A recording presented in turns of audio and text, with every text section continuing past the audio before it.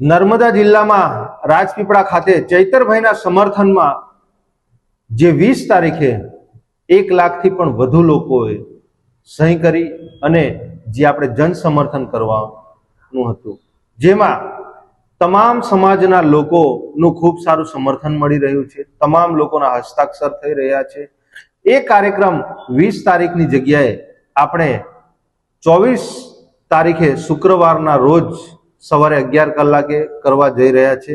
તો તમામ નર્મદા જિલ્લાની જનતા અને અલગ અલગ વિસ્તારના લોકોને અમારે સંદેશો છે કે આ કાર્યક્રમનો જે રૂટ છે એ રૂટ યથાવત એ જ રહેશે, પણ ખાલી 20 તારીખની જગ્યાએ આપણે 24 તારીખે આ કાર્યક્રમ કરવા જઈ રહ્યા છે।